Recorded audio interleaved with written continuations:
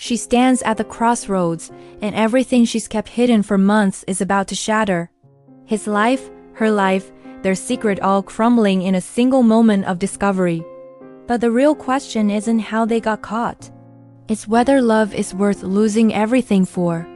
She's about to find out. Before we dive in, comment where in the world you are watching from, and don't forget to click subscribe.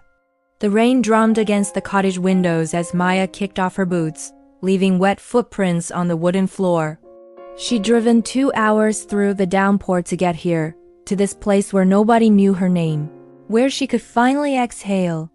James was waiting by the fireplace, 2 mugs of tea steaming on the side table. He smiled when he saw her, the kind of smile that made her forget why she'd spent so long keeping distance between them. "You made it," he said simply. "I made it," she confirmed, peeling off her rain-soaked jacket.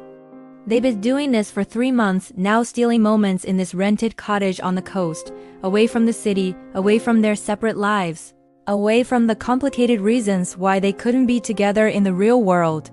Here, there was no pretense, no one to perform for. "Come warm up," James said, patting the space beside him on the worn leather sofa. Maya settled against him, and he wrapped a blanket around both of them. Outside, the storm intensified, but inside, the world contracted to just the 2 of them and the soft crackle of the fire.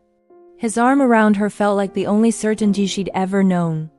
"Tell me something true," she whispered, a game they invented. In the real world, they were careful. But here they'd agreed, only truth mattered.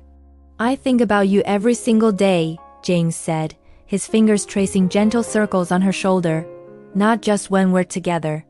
In the morning before I open my eyes. During meetings I'm supposed to be paying attention to. When I'm trying to fall asleep." Maya turned to face him, her heart racing. "That terrifies me." "I know," he said. "It terrifies me too." She reached up and touched his face, her palm against his jawline. After months of stolen moments, the geography of his face was familiar to her, the small scar above his left eyebrow, the way his eyes crinkled when he smiled, the pattern of stubble that darkened his chin by evening. "I don't want to be careful anymore," she said. James leaned down slowly, giving her time to pull away if she wanted to, but she didn't want to. She never wanted to. His lips found hers with the tenderness of someone placing something precious down. The kiss was unhurried, like they had all the time in the world. The blanket fell away as he drew her closer. Maya's hands found the hem of his sweater, and he lifted it over his head without breaking their connection. The firelight painted golden shadows across his shoulders, and she traced the landscape of his collarbone, his chest, committing every detail to memory. "Are you sure?" he asked, his voice rough with want but gentle with care.